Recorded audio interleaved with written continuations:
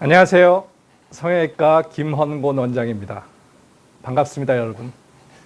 오늘 날씨가 오는데 너무 좋더라고요. 이렇게 좋은 날씨에 제 강의를 들어주시게 된 시청자 여러분께 감사드리고, 오늘은 소아 액취증의 치료에 대한 이야기를 하려고 합니다. 앞선 제 강의가 비욘디에서 제 이름으로 검색을 해보면 액취증에 대한 2편의 강의가 있습니다. 혹시 관심이 있으신 분들은 그 강의도 한번 봐주시면 도움이 될 것 같습니다. 사실 액취증은 제 개인적인 의견으로는 그 소아 청소년의 질환에 더 가깝다고 생각이 듭니다. 그 액취증의 발현 시기가 대개 사춘기 때 시작이 되니까 그 무렵에 그 문제를 인지하게 되고 또 그 소아 청소년 예민한 시기에 좋지 않은 냄새로 고민을 하게 되니까 아무래도 그 소아 청소년에게 더 중요한 질환일 수 있는데, 그에 반해서 치료나 또 어떤 치료 시점, 판단 이런 것들이 좀 명확하지 않아서 보호자들이나 환자 입장에서는 좀 혼돈이 있는 것도 사실입니다. 오늘 제 강의는 그런 우리 그 액취증 치료에 대한 전반적인 내용보다도 소아 청소년에게 어떤 관점으로 이 병을 접근해야 될지에 대한 이야기를 중점적으로 이야기하려고 합니다. 그럼 강의를 시작하겠습니다.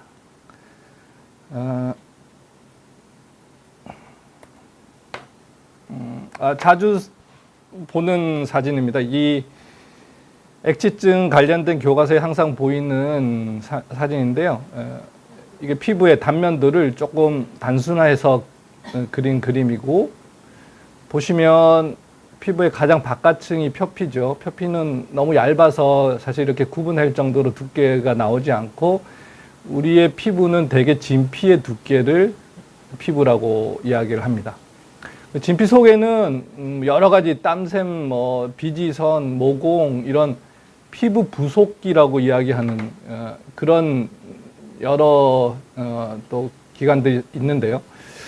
그 중에서 이 에크린선 또 좀 아래쪽에 에퍼크라인선, 이 두 가지가 액취증과 관련된 이제 땀샘이죠. 에크린선은 사실 액취증하고 무관하긴 한데, 우리가 흔히 흘리는 땀, 물이죠. 땀을 흘리는 그런 조직이 에크린선이고, 액취증의 원인이 되는 분비물은 이 에퍼크라인선에서 분비가 됩니다.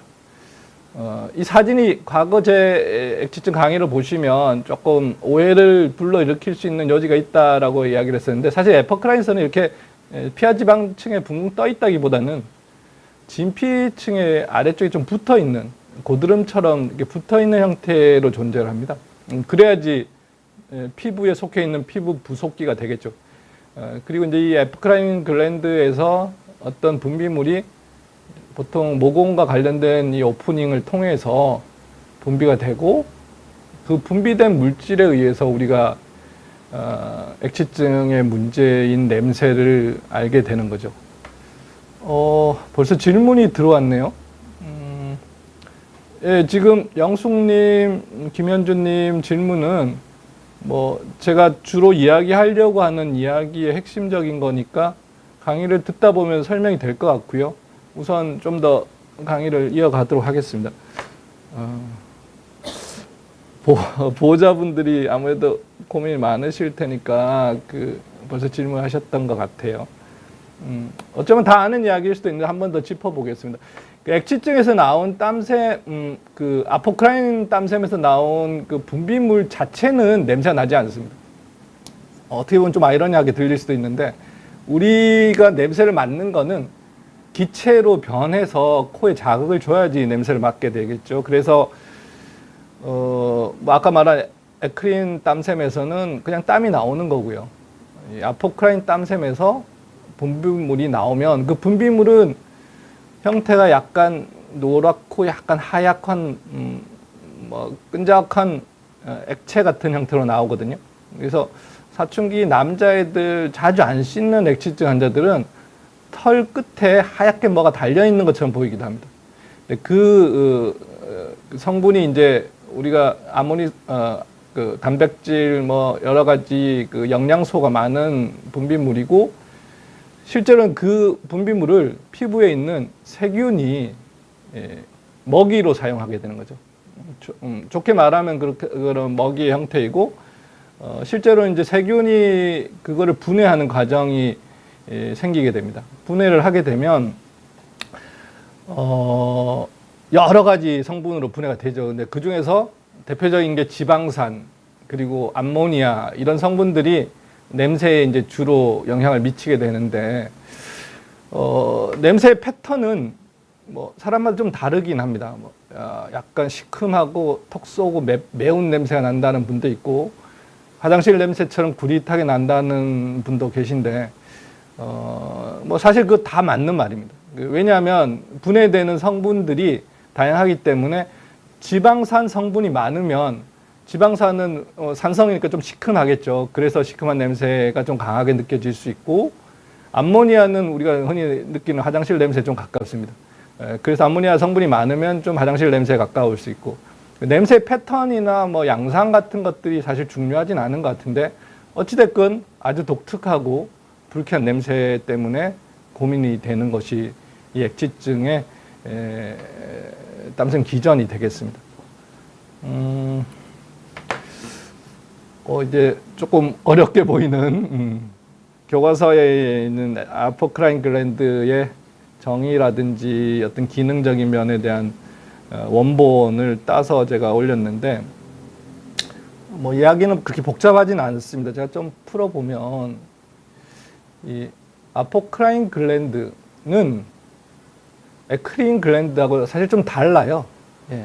그리고 양도 훨씬 적습니다. 우리가 땀은 온몸에서 나지만 액취증 냄새는 겨드랑이에서 주로 나잖아요. 그러니까 뭐 얼굴에서 액취증 냄새가 나는 사람은 없죠. 그 말은 아포크라인 글랜드는 이제 분포하는 곳이 국소적이기 때문에 그렇습니다. 에크린 글랜드, 땀은 뭐 온몸에 다 나니까 어디든 있게 마련이죠. 이 아포크라인 글랜드는 이제 주로 액실라, 이게 겨드랑이죠. 겨드랑이에 95% 정도 집중되어 있다고 되어 있습니다. 그리고 사타구니라든지 여자들 그 유륜, 젖꼭지 주변에도 생각보다 많이 발견이 됩니다. 그래서 이런 좀 우리가 이제 액취증을 다른 말로 암내라고도 하잖아요. 그래서 2차 성징 또 성적 조숙에 의해서 그 액취증의 패턴도 남자, 여자로서의 기능이 시작될 때 또 그 기능과 관련된 곳에서 냄새를 만들어냅니다. 그래서 조금 우리 몸에서 좀 깊고 은밀한 곳에서 주로 존재를 하고요. 그리고 아포크라인 글랜드는 헤어 폴리클과 같이 관련이 돼 있다. 네, 이렇게 이야기가 나와 있습니다. 사실 이제 땀샘이 아포크라인 글랜드가 털 모낭, 모근의 이제 오프닝을 통해서 나오는 형태로 많이 배출이 됩니다. 그리고 실제로 털이 자라면서 액취증도 이제 잘 나타나죠.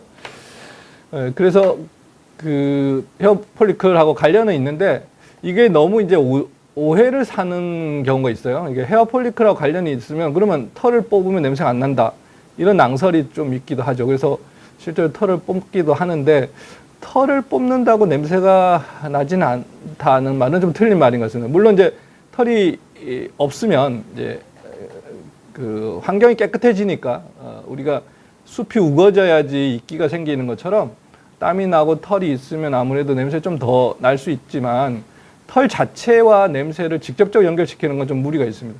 그러니까 관리는 하시되 털과 액취증이 완전히 동일시하는 건 좀 틀린 이야기인 것 같고, 그리고 이제 실제로 이제 아주 중요한데, 이 교과서는 서양 교과서라서 그런지 조금 표현이 잘못된 것 같기도 한데, 동양인한테는 이게 아주 중요합니다. 익스터널 이어 커넬, 그러니까 웨이도죠. 귀 속입니다. 귀 속에 아포크라인 글랜드가 존재합니다. 그 액취증 환자들 다 알다시피 귀지가 물귀지잖아요.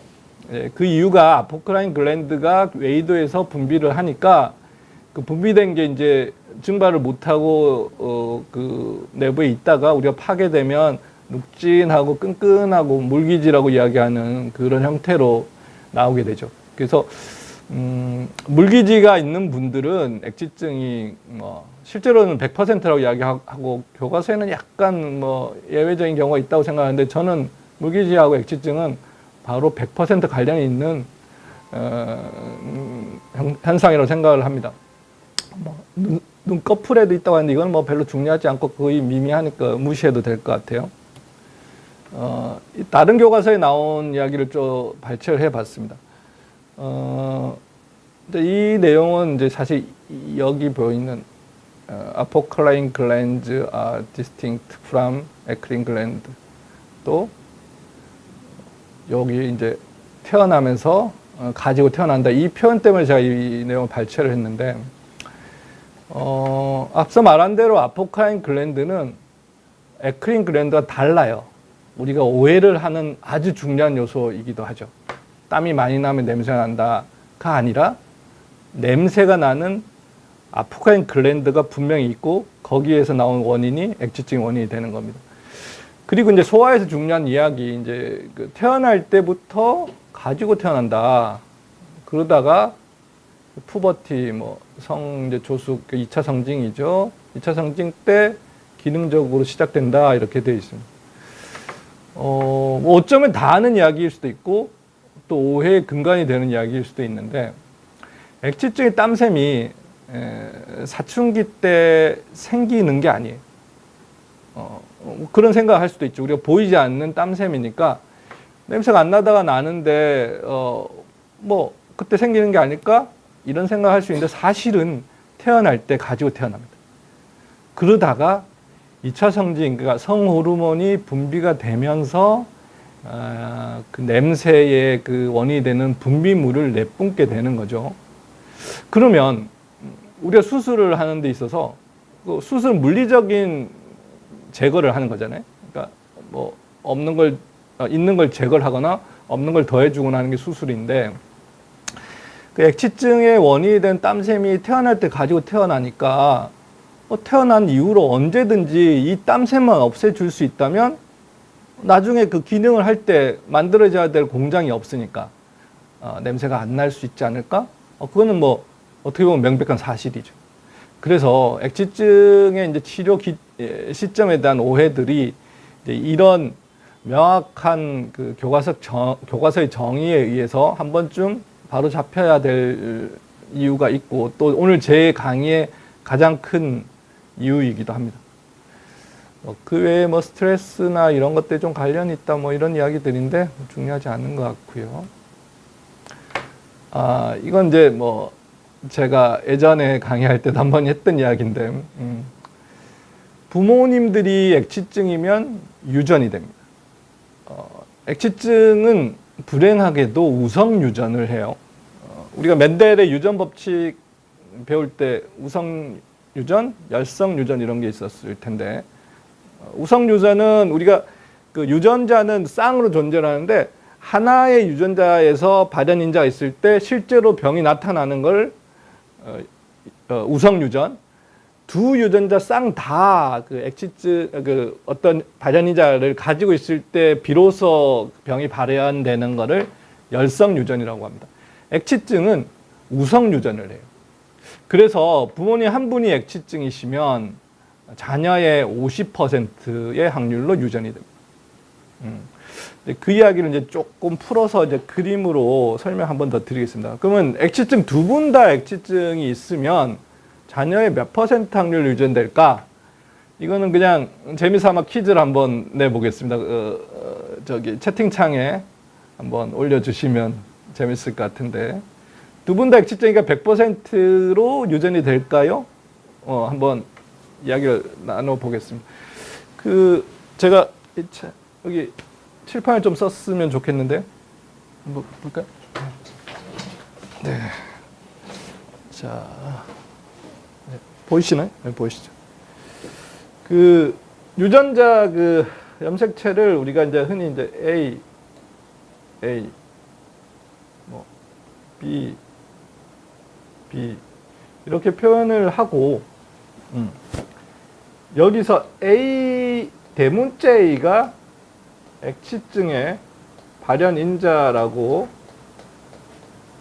정의를 하겠습니다. 제가 글씨를 못 쓰기도 하는데 이 칠판은 유달리 글씨가 잘 안 되네요. 예. 그래서 이제 그 액치증을 가지고 있는 유전자가 대문자 A일 때 이제 아빠가 유전자가 있어서 이런 형태로 이제 아빠가 유전자를 가지고 있고 엄마는 없어요. 이렇게 이제 유전자를 가지고 있는 부모가 만나서 자녀를 놓게 되면 4개의 다른 조합이 생기게 됩니다.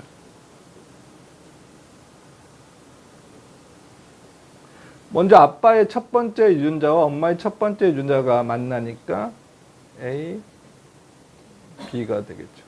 여기서 A는 발현인자를 가지고 있고 두 번째 아빠의 첫 번째 대문자와 엄마의 두 번째 소문자 유전자가 만나서 A, B 타입의 염색체가 생기고 세 번째는 아빠의 소문자, 엄마의 대문자에서 소문자 A, 대문자 B 마지막으로 A, B가 되죠.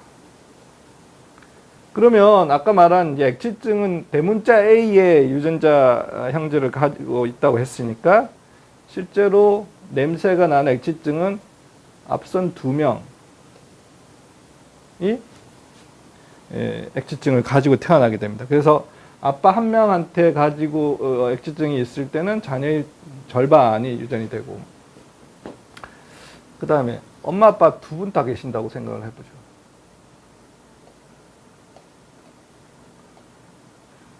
아빠 엄마가 2분 다 액치증이 있어요. 그러면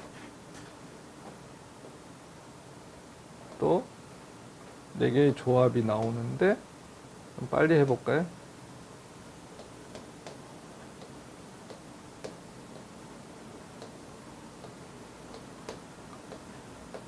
이렇게 나오게 돼서 액치증은 3명 75%에서 액치증이 나타나게 됩니다. 부모가 한 분일 때는 50%, 두 분일 때는 다 유전되지는 않는다. 좀 다행이죠. 그래서 75%에서 유전이 됩니다. 잠깐 맞추신 분이 있네요. 고래밤님이 75%라고 하셨고 좋습니다. 잠깐 질문이 많이 나왔는데 잠깐 질문 한번 볼까요? 질문을 올려줘 보십시오. 예. 영숙님이 고등학생 좋습니다. 저는 뭐 더 일찍 하는 걸 권하기도 하고 고등학생이라면 충분히 체격도 좋고 또 안 할 이유가 없다고 생각합니다. 단지 이제 시간이라든지 학생의 어떤 조건은 필요할 텐데 고등학생은 치료를 받으시면 좋을 것 같고 김현주님 29, 예, 치료 방법은 나중에 또 생각을 하겠습니다. 설명하겠습니다. 예, 뭐 치료 받으시면 됐고 이 소니님이 데오도란트 사용에 대해서 궁금하다고 질문하셨는데 이건 뭐 좀 양날의 칼과 같다고 생각합니다. 그러니까 제가 이런 이야기를 하는 거는 어떻게 보면 약간의 전문가로서 사적인 의견이라고 전제를 해야 될 것 같은데 왜냐하면 뭐 데오도란트 쓰지 말라고 할 수도 없고 또 쓰라고 할 수도 없습니다. 왜냐하면 우리가 액치증이 있는 사람들은 누구나 할 것 없이 조심을 하고 그걸 위해서 데오도란트를 쓰죠. 근데 데오도란트를 쓰면 다소 나아지니까 상당히 도움은 되는데 이게 오래 쓰면 예를 들어서 10살 때 액치증이 시작돼서 한 20살 때까지 데오도란트를 쓰면 10년을 쓰는 거예요. 10년이면 사실은 짧은 세월이 아니고 데오도란트가 여러 가지 성분이 있지만 그 성분 자체가 그렇게 뭐 피부에 좋은 성분이 아니거든요. 땀이 안 나게 한다든지 또는 냄새가 나는 그 원인을 희석시킬 정도의 강력한 성분이 필요한데 그런 데오도란트 오래 쓰다 보면 피부 손상이 생깁니다. 예. 나중에 한 번 더 이야기를 하겠지만 그래서 저는 가급적이면 쓰지 말았으면 좋겠다. 그리고 쓴다 하더라도 최소량을 쓰는 게 좋지 않을까라고 이제 생각을 하고 있습니다. 페로몬 이건 뭐 제가 해야 될 답변은 아닌 것 같고 뭐 필요하시면 쓰셔도 좋고요. 예. 뭐 액체증 향수 덮는 거 뭐 나쁘다고 다 할 수 없지만 편하신 대로 본인의 취향이 있으시면 쓰셔도 나쁘지 않을 것 같습니다. 액체증 수술 해결. 예, 액체증은 외과 질환이죠. 제가 성형외과 의사잖아요. 성형외과는 말 그대로 외과입니다. 외과는 수술을 하는 과죠. 뭐 내과나 뭐 또 다른 뭐 신경과 또는 이런 건 내과 계열이잖아요. 내과는 약을 먹거나 뭐 이런 거고 외과는 수술하는 겁니다. 그러니까 성형외과 액체증의 이제 전문가이죠. 그런 것은 실제로 액체증은 수술을 해야 되는 그런 병이 되겠습니다. 나중에 좀 더 이야기를 하겠습니다. 그 부분은. 여기가 좀 빨리 진행하겠습니다. 아까 말한 걸 한 번 더 정리를 해보겠습니다. 액취증의 땀샘은 태어나면서 가지고 태어납니다. 그리고 성호르몬에 의해서 아포크라인 땀샘이 자극이 되니까 성호르몬이 이제 충분히 분비되는 사춘기 2차 성징에서 액취증의 시작이 되는 것입니다. 다시 이야기하면 가지고는 있으되 일을 하지 않던 액취증이 사춘기 때 시작된다. 이거 뭐 자주 보는 그 뉴스죠. 이게 매년 우리 청소년들의 성장에 대한 이야기인데, 해가 갈수록 뭐 성장의 그 정도도 많아지고, 성숙의 시점도 좀 빨라지는 게 현상인 것 같고요. 실제로 제가 액취증 관련돼서 학생들을 만나면, 제가 이 수술을 한 지 20년이 넘었으니까 예전보다는 확실히 좀 빨라진 것 같아요. 대체로 여자아이 같은 경우는 초등학교 6학년 정도만 되면, 성장이 거의 이제 주 성장 다 끝나는 것 같고요. 물론 키는 좀 더 자랍니다. 근데 내재적인 액취증과 관련된 성장은 좀 그 정도에서 다 완연히 발현이 되는 것 같고, 남자애들은 한 1, 2년 늦는 형상인데, 어쨌든, 액취증의 시작 시점은 좀 빨라졌다라고 보여집니다. 이건 뭐 좀 잠깐 쉬어가면서 제가 겪었던 이야기를 한번 해볼까 하는데, 액취증 환자 얼마나 일찍 올까? 또 얼마나 늦게까지 병을 찾을까? 여기 써 있잖아요. 유치원부터 75세까지. 이게 제가 겪었던 환자들이거든요. 놀랍죠? 우리가 이렇게 일찍, 이렇게 나이가 늦게까지 액취증으로 고민할까 싶은 게 놀랍게도 사실입니다. 그러니까 유치원생은 가끔 와요. 뭐 아주 드물지 않게 가끔 옵니다. 아무래도 보호자들이 이제 그 병에 대해서 관심이 있고 걱정이 되니까 좀 어린 아이를 데리고 오는 것 같고요.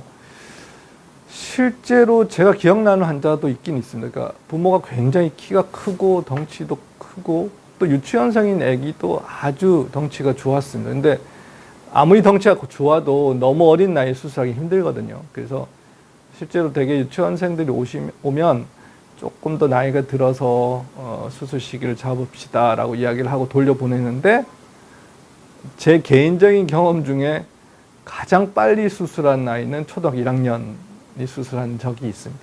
그 외에는 그렇게 어렵게 한 적은 없고요. 그 아이는 초등학교 1학년인데 한 3, 4학년 키 정도, 몸 정도로 아주 컸어요. 그래서 수술을 할 수 있었고요.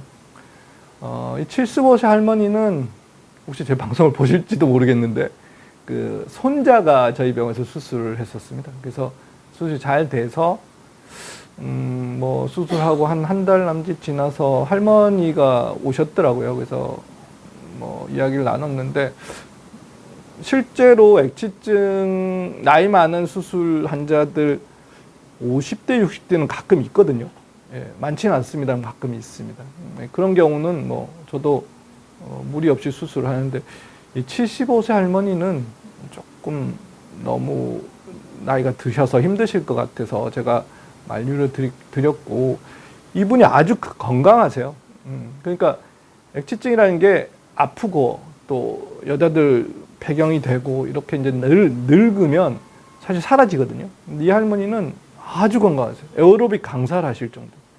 그래서 이제 액취증이 고민이 되셨던 분이 이셨는데, 아무튼 생각보다 어린 아이부터 생각보다 나이 많은 분까지 액지증 고민이 있는 것 같습니다. 질문이 또 하나 올라왔는데, 남편이 프랑스 사람입니다. 예, 뭐 문제 없으면 쓰셔도 됩니다. 근데 이제 제가 액지증을 수술한 입장에서는 데오도란트 별로 좋지는 않은 것 같아서 저는 환자들에게 권하진 않습니다. 답이 좀 죄송하네요. 애매하고 그러니까 우리가 이제 이런 답을 할 때 어떤 절대적인 진리라는 게 있을 수도 있고 또 그렇지 않은 경우들이 있잖아요. 데오도란트를 쓰지 마세요 그러면 사실 너무 힘들 수도 있고, 또 쓰세요 하면 수술할 때 조금 무리가 있는 부분들 생기니까 좀 쓰시더라도 적게 쓰실 수 있으면 그랬으면 좋겠습니다. 가베님이 땀이 나면 따갑습니다. 이거는 뭔가 제가 답변 드리기는 조금 쉽지 않네요. 혹시 제모를 하거나 피부에 이제 그 털이 너무 없어도 불편합니다. 왜냐하면 그 겨드랑이 털은 우리 몸이 생기는 마찰을 줄이는 역할을 하거든요. 그래서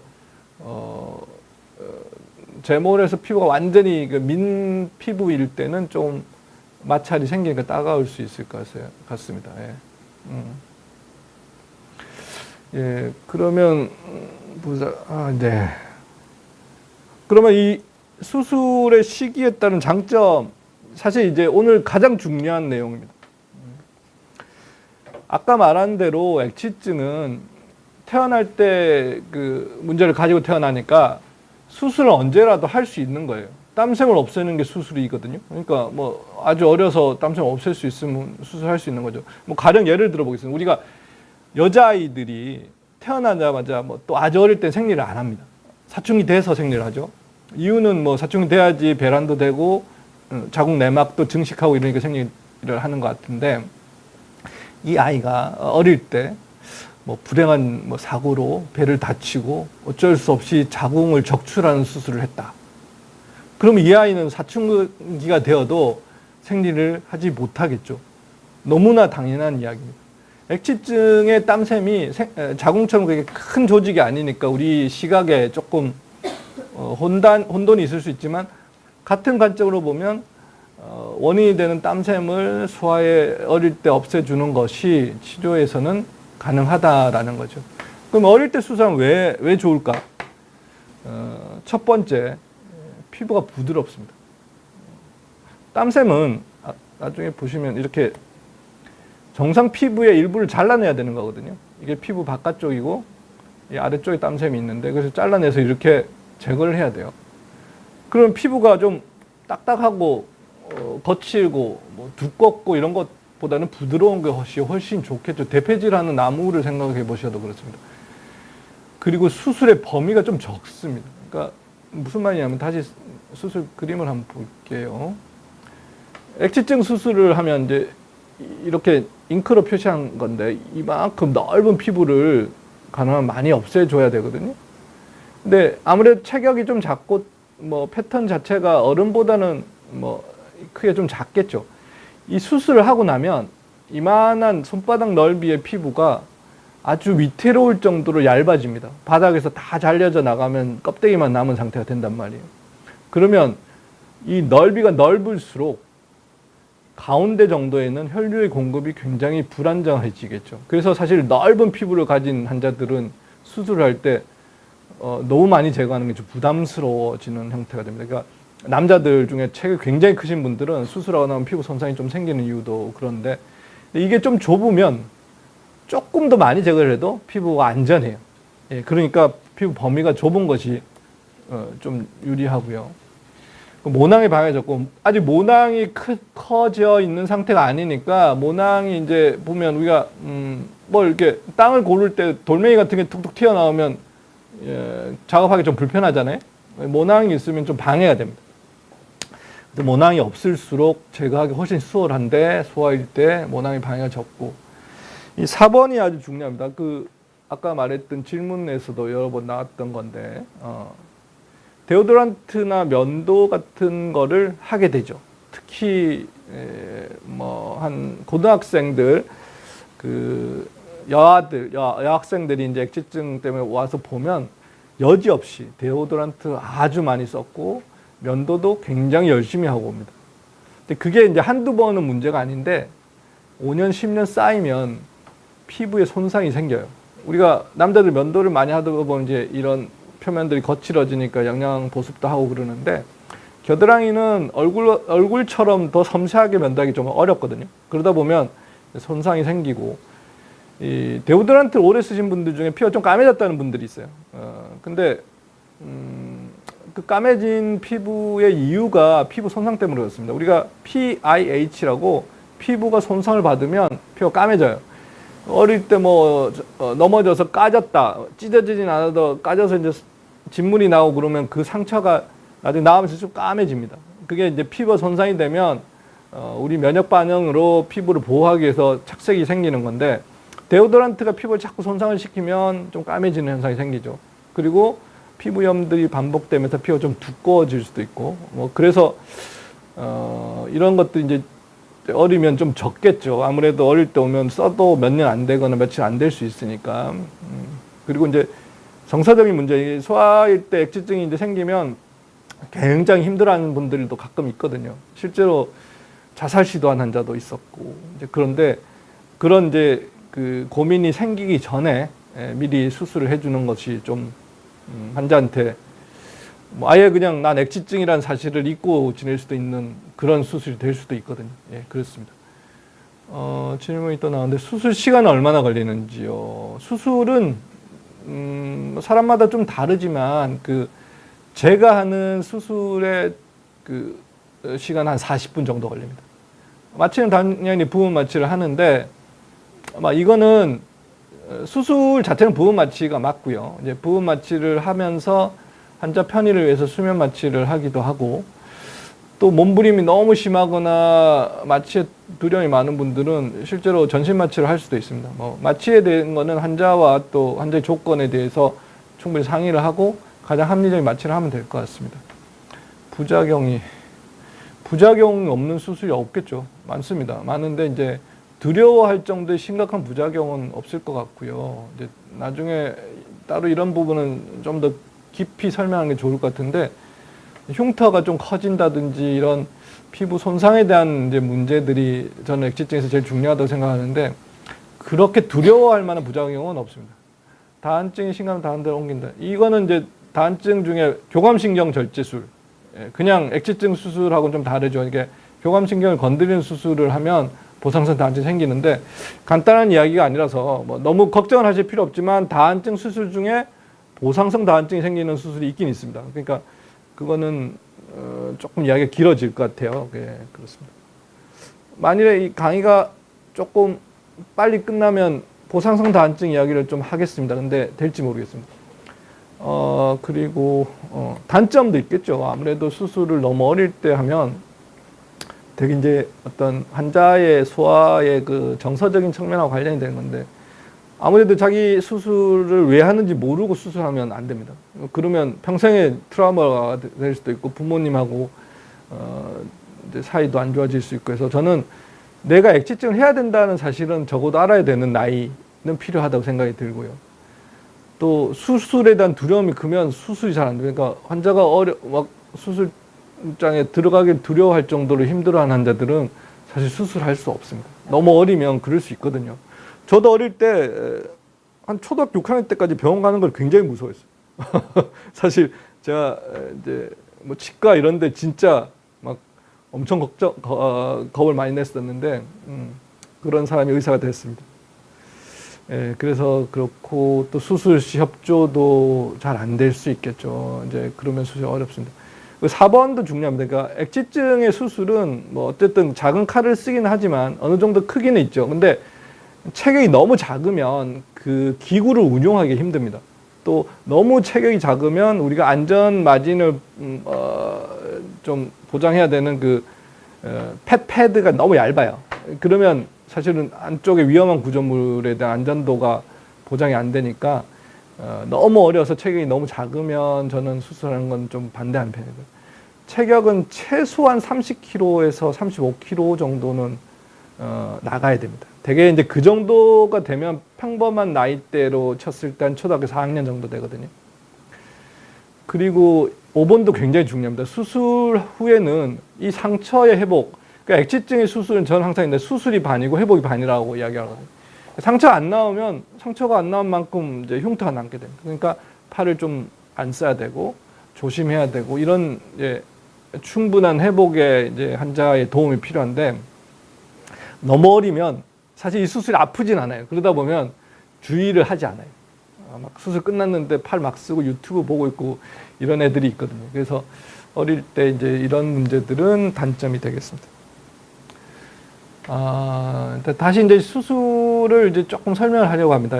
이제 소아 수술을 하는 것은 제가 개발한 SIT라는 수술이 나온 이후로 조금 더 중요해졌던 것 같아요. 그 이유는 조금 이따 설명을 하겠습니다. 우선 액취증은 이렇게 이제 피부의 단면을 보면 피부의 바깥층에서 좀 깊어지면 땀샘들이 모여 있어요. 이게 없어져야 되거든요. 그래서 이걸 뭐 하나하나 떼어낼 수 없으니까 이 아래 피부 일부를 좀 잘라냅니다. 사실 이게 확대해서 이만하지 사실은 엄청 얇겠죠. 그 중에서 아주 얇은 아래층만 잘 잘라낼 수 있으면 이렇게 땀샘이 없어진 피부를 얻을 수 있고 이 피부가 잘 아물면 겉으로는 상처가 남지 않게 됩니다. 제가 이제 수술을 하기 위해서 디자인한 사진인데 보시면 이쪽이 머리 쪽이고 이게 어깨입니다. 그래서 겨드랑이 털 주변에 이제 충분한 넓이로 최대한 넓은 범위. 우리가 수술을 뭐 많이 하면 가슴까지 해야 되겠지만 사실 이렇게는 못하니까 이제 할 수 있는 넓은 범위를 정합니다. 되게 이제 털이 나 있는 영역에서 한 1cm에서 2cm 정도 넓게 할 수 있는데 이렇게 정하고 요 위치에 구멍을 냅니다. 그리고 이 구멍을 통해서 제가 개발한 이 수술 도구를 이용해서 피부 밑을 잘라내게 되죠. 아주 여러 번 왔다 갔다 해야겠죠.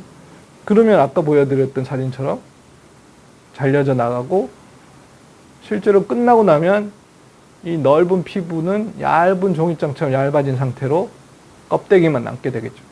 그리고 그게 바닥이랑 잘 아물면 몇 달이 지나서는 이렇게 변합니다. 아까 수술한 범위가 이렇게 있었는데 실제 우리가 확인할 수 있는 흉터는 구멍 냈던 자국, 그 외에 나머지 피부들은 아무 상처 없이 사실 속으로는 아주 많은 흉터를 가지고 있는 거예요. 없어진 자리가 이제 흉터로 바뀔 테니까. 하지만 적어도 겉으로 확인할 수 있는 흉터는 없이 아물 수 있으면 아주 좋은 수술이 되겠죠. 근데 이게 이제 절개법, 저한테 이제 절개법 후에 재발이 돼서 왔던 환자 사진인데, 절개를 하는 방법은 가운데를 보통 이렇게 절개를 합니다. 그리고 이 가운데 절개창을 통해서 보통 가위로 이렇게 잘라내거든요.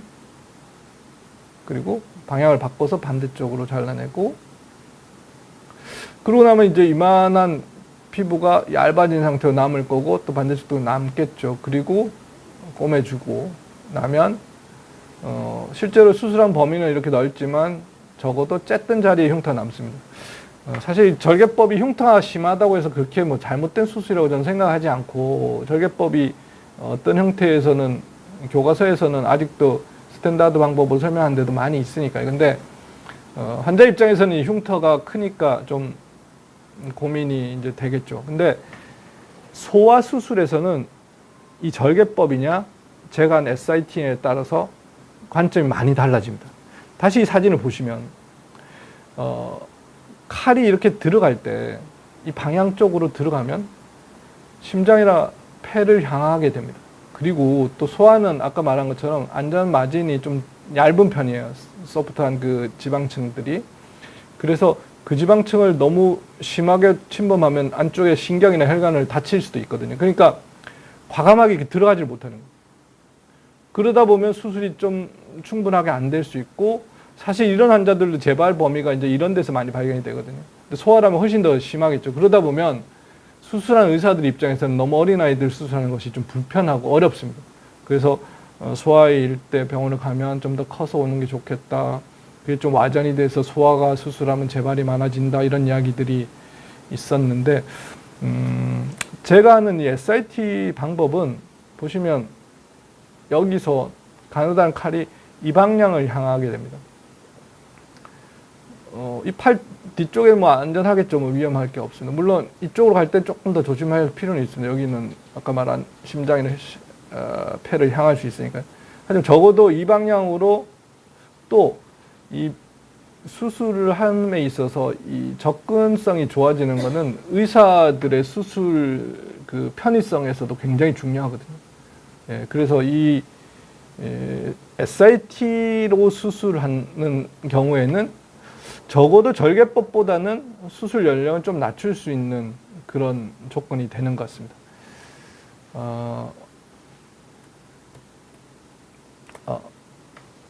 조금 정리를 한번 해보겠습니다. 소아의 수술을 우리가 어릴 때 수술하면 액취증이 재발한다. 이건 틀린 이야기. 소아를 수술한다고 해서 재발이 많아지지 않습니다. 제 개인적인 결론은 빠를수록 좋습니다. 아까 말한 단점보다는 장점이 훨씬 많죠. 그리고 이 수술은 여러 번 할 수 없어요.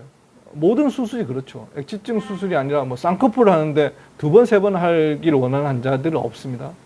암이라면 더더욱 중요하겠죠. 한 번의 수술로 완치가 돼야 됩니다. 근데 액취증은 소아일 때 완치율이 더 높습니다. 아까 말한 부드러운 피부, 데오드란트를 쓰지 않아서 나빠지지 않는 조건들, 그래서 빠를수록 좋다.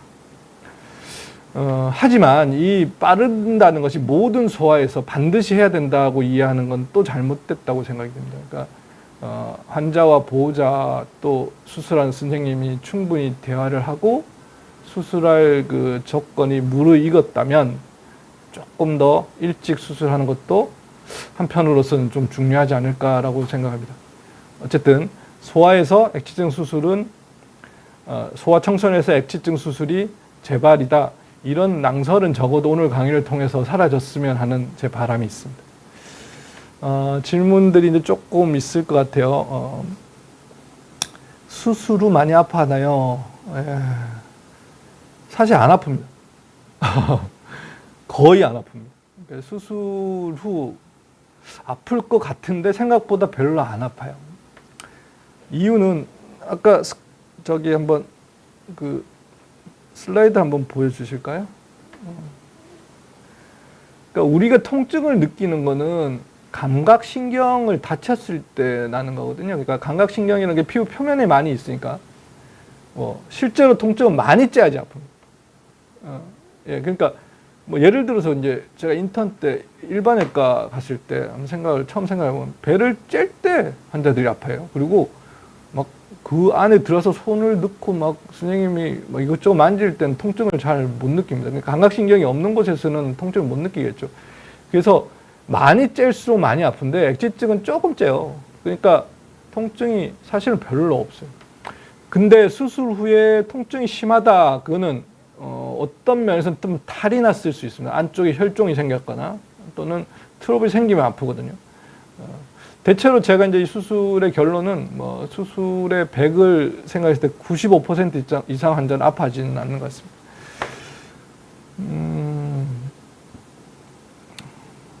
목 주위 냄새가 난다. 이거는 뭐 제 답변이 별로 필요 없을 것 같고요.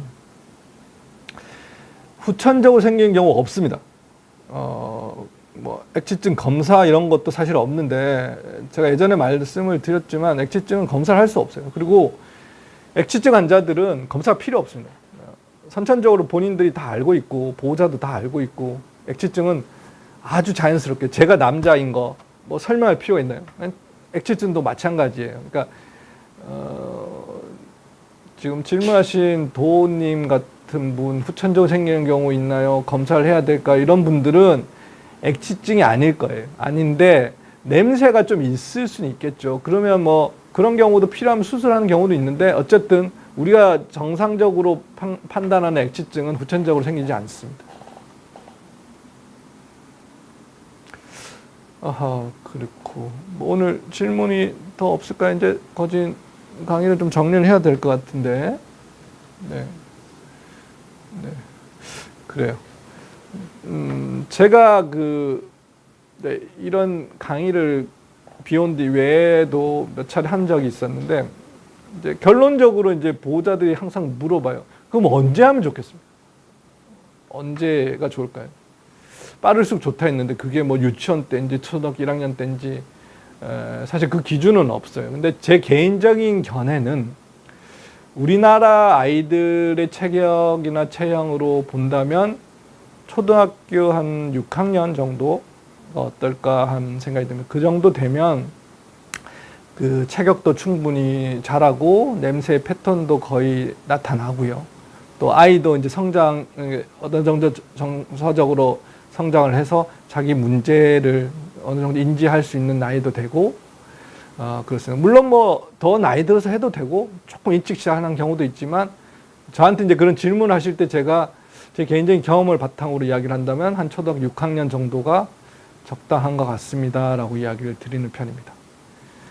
네, 오늘 좋은 날씨에 저희 강의를 들어주신 많은 시청자 여러분 감사드립니다. 이상으로 제 강의를 마치겠습니다. 감사합니다.